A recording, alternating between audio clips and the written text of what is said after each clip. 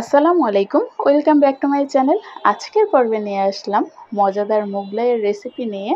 তো এটা শুধু এক টুকরা মুরগির মাংস দিয়ে আপনি মজাদার মোগলাই তৈরি করে নিতে পারেন। তাহলে চলুন আর দেরি নয়, শুরু করা যাক। কিভাবে তৈরি করে নিচ্ছি শুরু থেকে শেষ পর্যন্ত সম্পূর্ণ ভিডিওটি দেখতে থাকুন। ভালো লাগলে লাইক দিয়ে যাবেন। এখানে প্রথমে আটা ময়ান করে নিব। তো আমি এখানে আটা নিয়ে নিলাম আর দিয়ে দিব সামান্য একটু লবণ।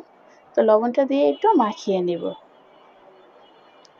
মাখানো শেষ হলে দিয়ে দিব কিছুটা সয়াবিন তেল। আমি এখানে ১ মুঠ সয়াবিন তেল দিয়ে দিলাম। তো এখন এটা আটার সাথে মিক্স করে নিয়ে আমি কিছুটা নর্মাল পানি দিয়ে একটা ডো তৈরি করে নেব।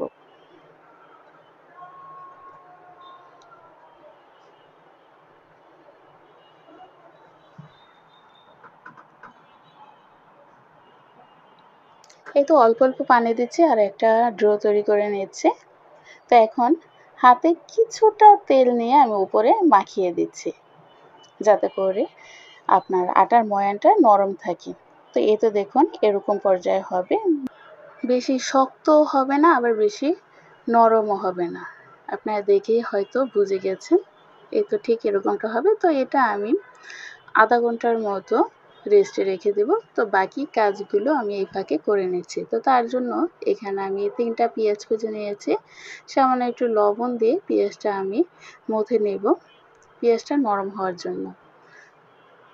তো এই তো একটা কাপে আমি একটা ডিম ফাটিয়ে দিয়ে দিলাম। এখন এর মধ্যে দিয়ে দিব ৬-৭টার মতো কাঁচামরিচ কুচি। এখানে ঝাল ঝাল হলে মোগলাইটা খেতে ভালো লাগে। আর দিয়ে দিলাম পেঁয়াজ টুকু, দিয়ে দেবো সামান্য একটু টেস্টিং সল্ট, আর দিয়ে দিব সামান্য একটু গরম মশলার গুঁড়া, দিয়ে দেবো একটা ম্যাজিক মশলার প্যাকেট। তো এখানে আমি পুরোটাই ইউজ করব। এখন সব কিছু একসাথে ভালো করে ফেটিয়ে নেব।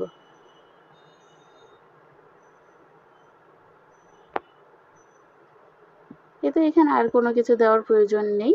তো এখন একটা সাইডে রেখে দিচ্ছি।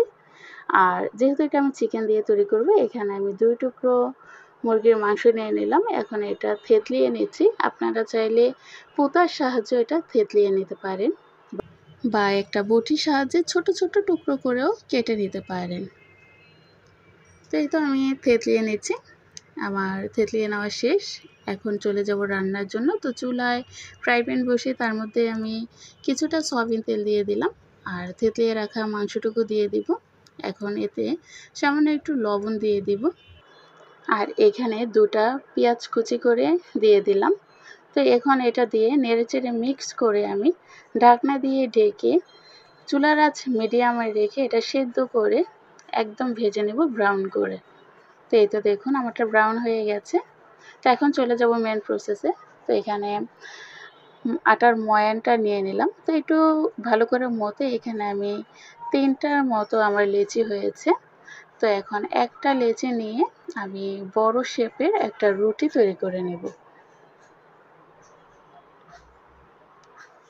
এই তো আমি অল্প অল্প আটা দিয়ে একটা রুটি তৈরি করে নিচ্ছি।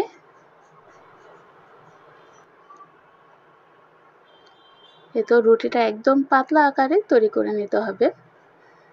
তো এখন এর মধ্যে দিয়ে দিলাম আমি ভেজে রাখা মাংসটুকু।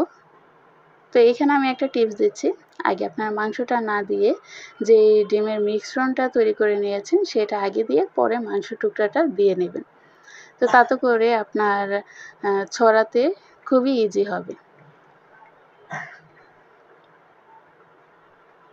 এই তো এখন আর একটা চামচের সাহায্যে আমি ছড়িয়ে নিচ্ছি। এখন এর মধ্যে দিয়ে দেব আমি কিছুটা ধনিয়া পাতা কুচি।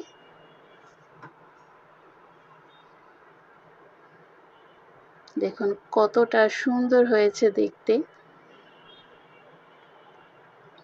এখন এটা আমি আস্তে আস্তে একটা ফুট করে নেব। এই তো ভাজে ভাজে আটকিয়ে দিচ্ছি আর চেপে চেপে এটা লাগিয়ে দেব, যাতে করে ছুটে না আসে।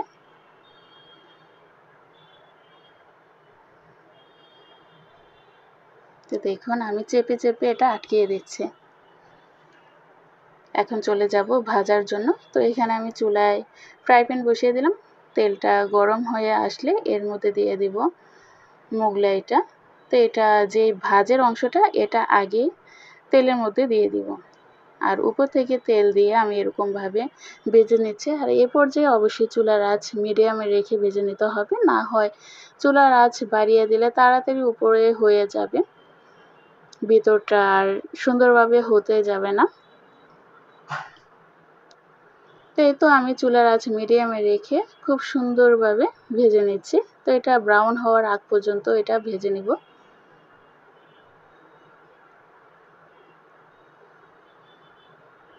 এই তো আমার ভেজে নেওয়া শেষ। এখন কেটে নেওয়ার পালা। তো এটা আমি একটা ছুরির সাহায্যে কেটে নিচ্ছি।